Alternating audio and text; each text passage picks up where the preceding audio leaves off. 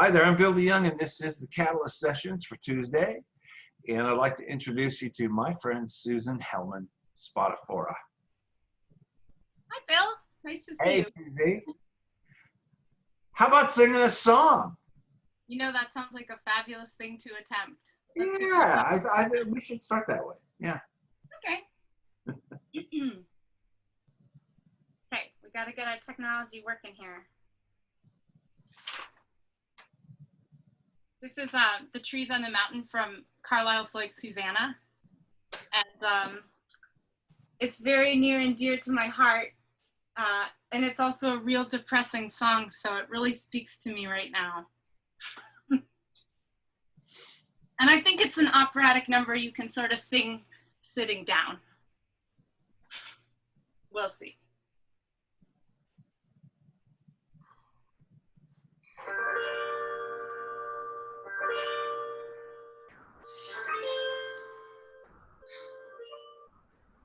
The trees on the mountains are cold and bare.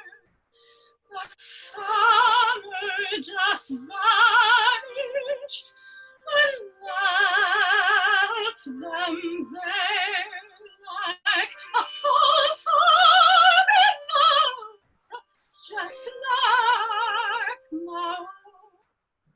Who made me love him and left me alone? The coals of my heart have turned gray and see.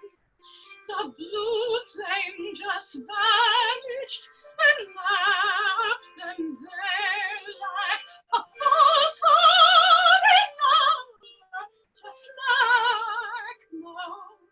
Who made me love him and left me alone? Come back, oh sun, come back, blue flame. My heart once warming, my baby a name. Come back, oh Father, if just a breath can leave December once more into May. The road up ahead lies lonely and far. There's darkness around me and not even a star to show me the way.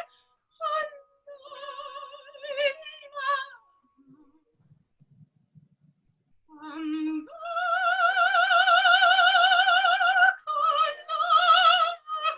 a faint star. The poor baby fox lies all cold in his lair. His mama just vanished and left him there like a false heart in love, just like love. Who made me love him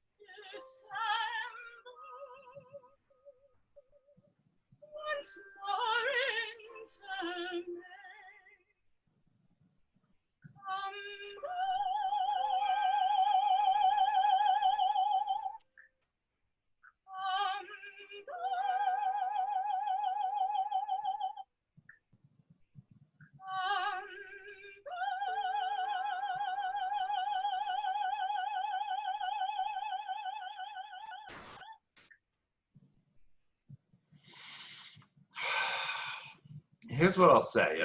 During, the time I got to hang out with the St. Pete Opera Company, which was a year, a little bit more. I mean, one of the things that I learned in my doddering old age, which was amazing, was that you can be moved by the sound of a voice, and that was just so beautiful. It was something I never really understood before. I never understood why opera is so powerful, and sometimes it's just the sound of a voice.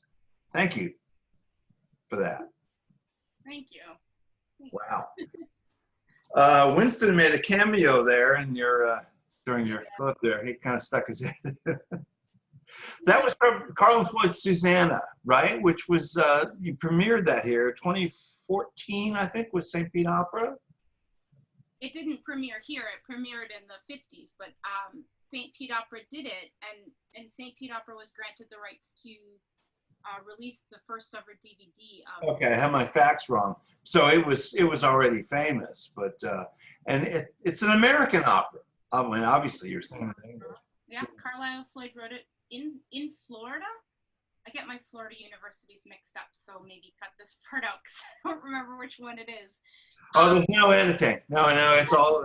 Oh, great, delightful. We don't do that. So it's actually, at the time, was the second most, it probably still is, second most performed American opera, contemporary American opera, second only to Porgy and Bess. Porgy and Bess, right, of course. And there's a good reason why, because the story really resonates, I think, as much today as it did back when it was written, about a young girl whose community shuns her. She's up in Appalachia, in Appalachia in the mountains, and her parents are nowhere to be seen, and her brother is a drunk, and she lives alone in the woods, and she's really her brother's taking care of her, but she's really on her own, and the community of sort of religious zealots in the town don't practice what they preach in that way. They're very mean to her, and she doesn't understand why they would be mean to her, and they think that she's impure. And this is further exacerbated one day when she is bathing naked in the creek on her own property, and the men folks see her in her nakedness and report back that she is a sinner, and they try to get her to repent, and things go downhill from there. Wow. You're from Minnesota. Was it Minneapolis? I'm from Duluth, Minnesota. Well, I get it's like you and your Florida universities. I get all those Midwestern cities mixed up. And I know that you had told me once that as a young woman, you kind of fell for the show Rent. And this was kind of, I'm thinking, correct me anytime if I'm wrong, but this was your gateway to opera. And it's a fascinating story. But I wanted to ask you, first off, when you were a Rent head, did you want to be Mimi or Maureen? Or who were you in your mind? When I was a redhead, I've never been a redhead. A Rent head. A Rent head. I was like, wait, what? Remember when you were a redhead? So, did you? Yeah. The Rent head. Oh, Mimi all the way. Oh yeah. I like a tragic character, and I always have. Yeah. Well, so what was it about that obviously it's based on La Boheme, and to me, it Rent just drew me in the first time I saw it, and I'm kind of an unabashed big fan of it as well. And it was that Light My Candle song, as a matter of fact, that I just kind of went, okay, I'm in.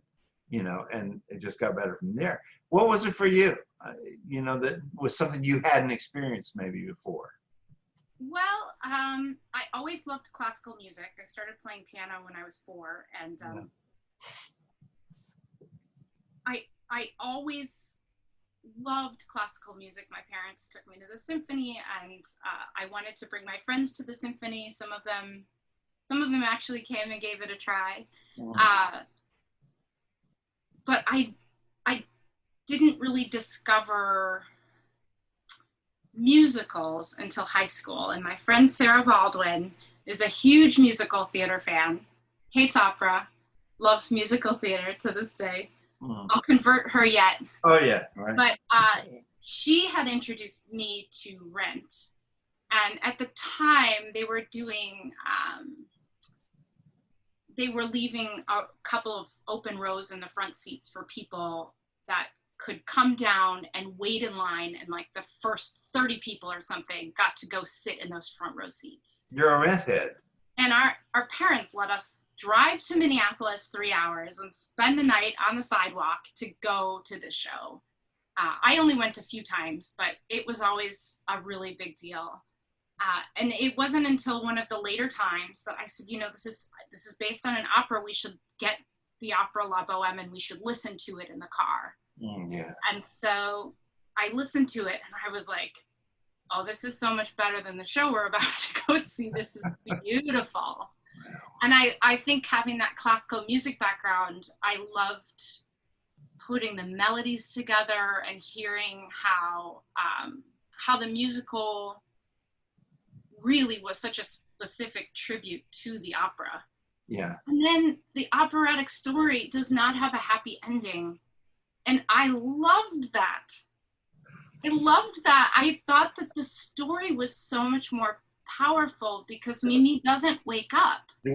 Didn't rise from her deathbed and just sing another happy tune. Mimi in Boheme sees the white light and she just keeps on going. Oh yeah. So, and I think that that's just sort of where my spirit lies. My spirit lies with those characters who, like Susanna, it's a horrible story about humanity. Of course. But there are so many lessons to be learned from it. And I think that not always, but many times the most beautiful, beautiful music comes about because of the most unfortunate circumstances. There's a lot of tragedy in opera. And, there is, and it's wonderful. It's like, you got your laughs, you got your deaths, you got your romance, and double entendres, and then eventually somebody dies, and which I could talk about forever because I kind of felt the same way. But when did you discover your operatic voice? Were you singing always? I was always singing, but so in Minnesota, there's a very, very wonderful Lutheran choral tradition. Concordia, there are all of these great resources close to home, and my high school choir was very good. My junior high school choir was very good. I loved singing. I auditioned for solos, even though I've always been very shy about it, which is something I need to work on, but in due time. But we went to Europe and sang classical music on a choir tour in high school. And so I always had a really good foundation for classical music, and also played the piano for choirs sometimes when I was younger, before I recognized that I wasn't good enough to do that for real. And so I've always had singing, and I really didn't know if music was what I wanted to go into, but I wanted to give it a try. And so I auditioned for colleges and got into my first choice, which was Indiana, and went there for undergraduate, and just sort of learned from there. I mean, there was so much opera there, and it was really interesting. The first couple of years I was really involved in singing in an opera chorus or covering was at Indiana and then at CCM in Cincinnati. And they all did seasons of 20th century music. And so I was exposed to a lot of new and different stuff pretty early on, which was really, really great and I think super unique. Uh-huh. There's a lot of stories in people's tales, if you will, about just that almost like supersizing one's voice, where a choral teacher will say, "You're a really strong soprano. Have you ever thought about singing, classical opera?"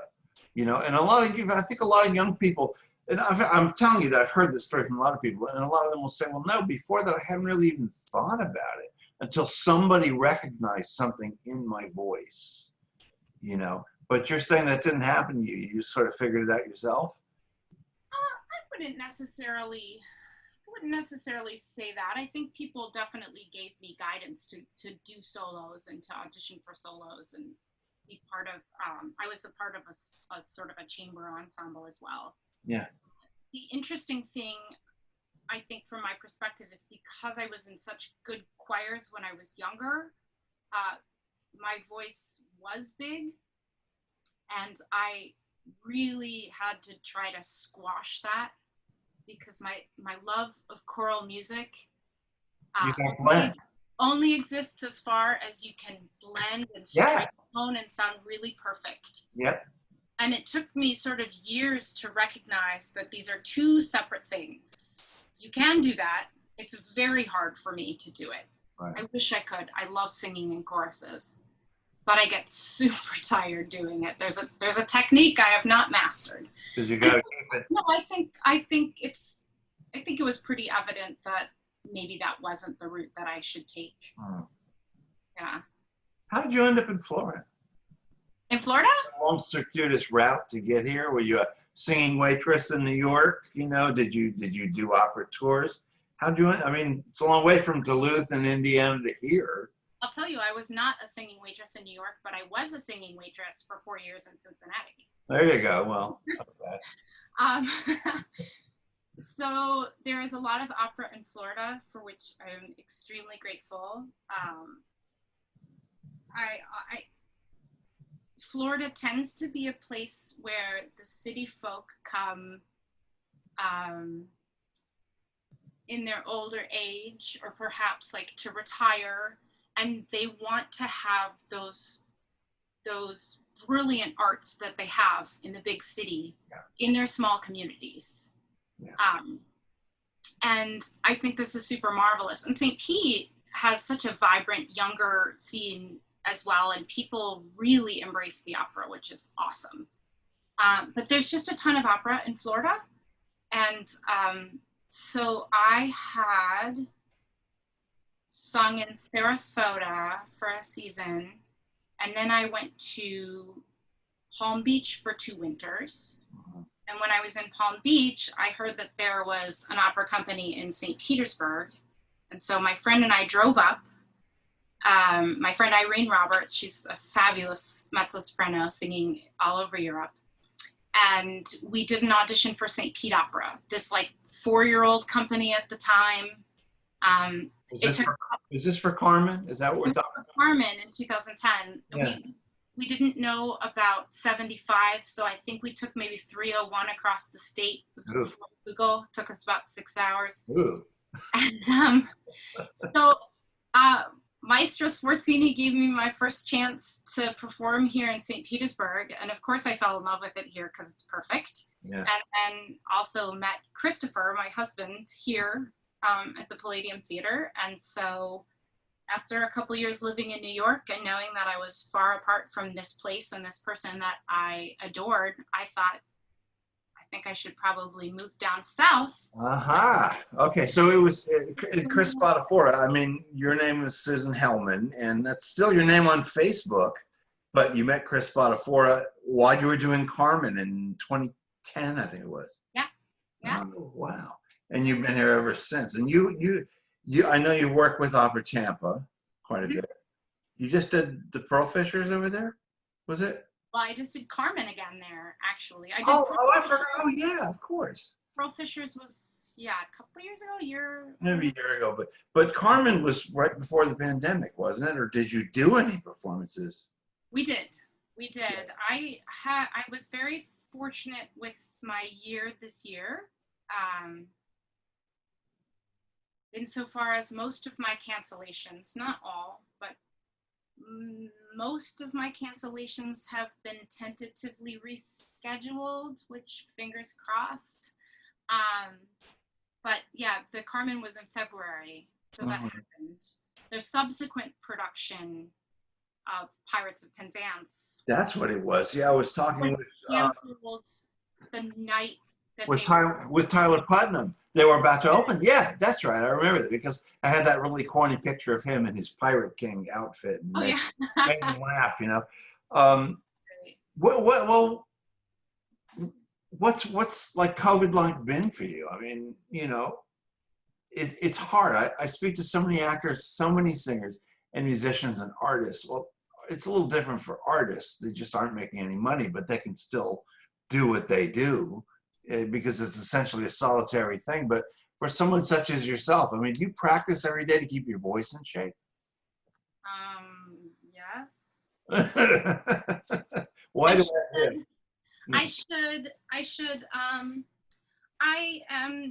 COVID life for me is trying to stay busy so that I don't act as an agent of my own self-destruction.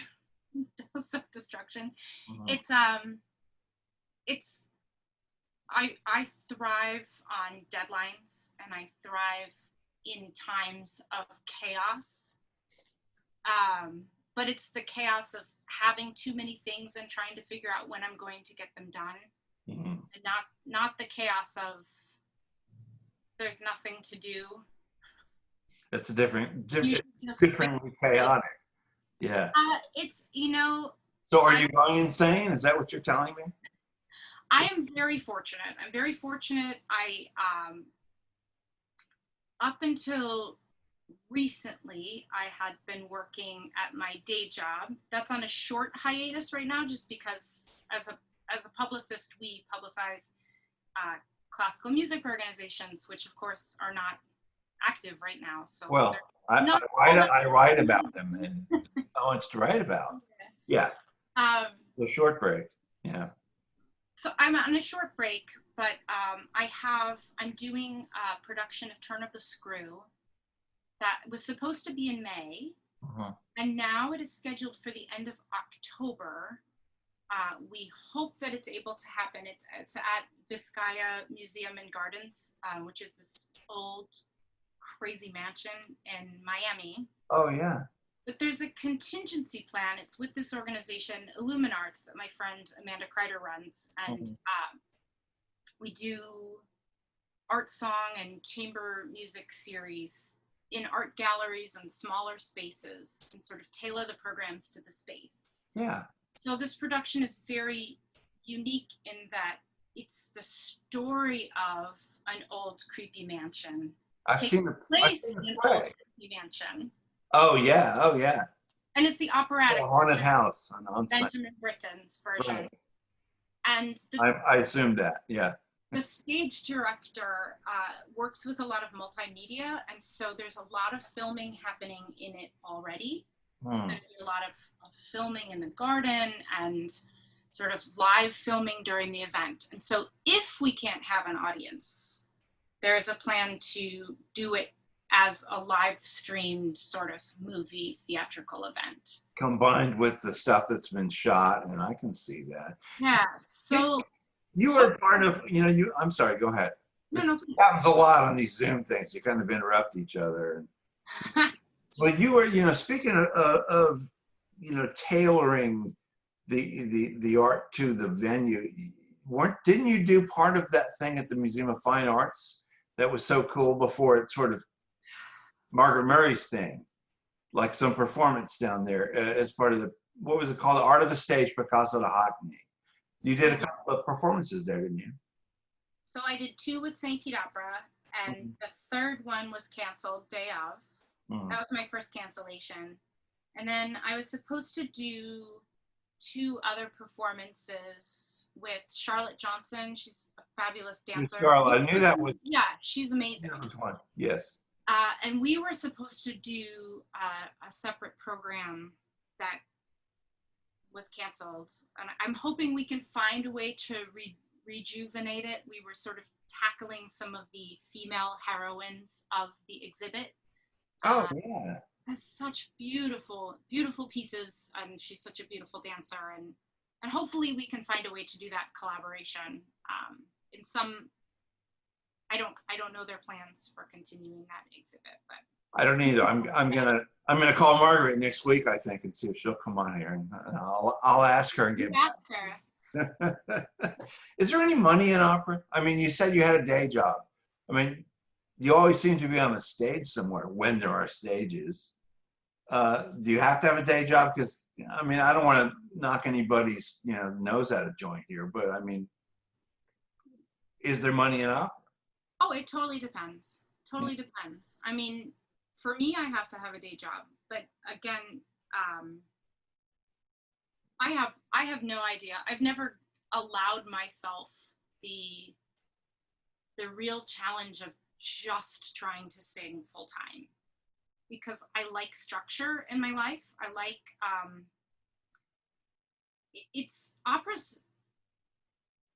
it's different from an orchestra or a touring musical theater production insofar as you don't get a job and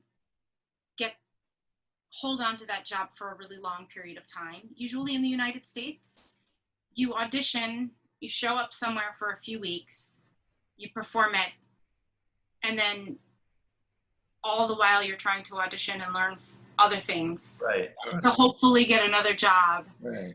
And that's not stable enough for you, is what you're saying. I don't function well with it. Yeah. Even if I could, and I have no idea if I could. I miss singing and I miss being on the stage. And I really love performing in a way that I don't know that I ever have. I don't know, I reached an age where I decided now or never, or if I just took enough time where I was doing more of a balance of the stable job and less of the singing for a while. And I really found that I missed it tremendously. I really missed being on the stage. And so I was performing a lot, and then the COVID happened. And so, You were, when we met, you were, what is it, Associate Director of Development? Was that your title at St. Petersburg Opera Company? Yeah. Well, that was a stable day job in the opera environment. And I think a lot of people who are watching this, I would imagine, that's where they know you from, because you were such a part of St. Pete Opera for so long, both on stage and off. I think you told me once that you stopped doing that job because you weren't performing as much as you could, and you wanted to. Is exactly what you just said. Is in other words. Yeah.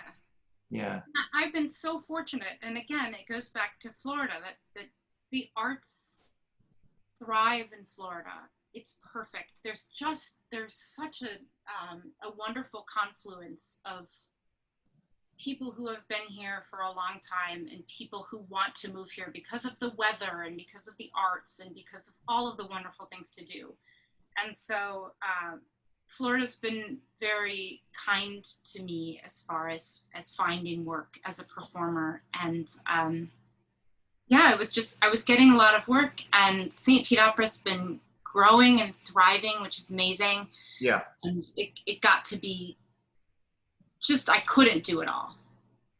Well, shout out to Maestro Swarzini if he's watching, because yeah, I consider him a friend too. And I was there for about a year, concurrent with the Catalyst, and learned a lot, met some wonderful people, and had some amazing times.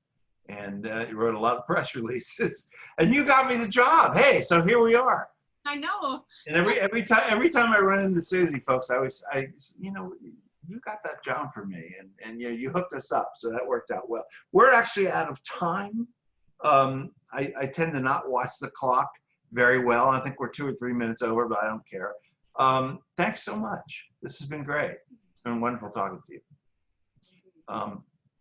What's next for you? Just waiting for the curtain to lift like the rest of us? Well, yeah, The COVID curtain, you know. fingers crossed. Like I say, I've got this thing in October, and I'm supposed to sing Madame Butterfly in the spring in Tampa. Hopefully, we can find a way to be creating things and continue creating things in the best possible way. Beautiful talking to you. Thanks for joining us. I'll see ya.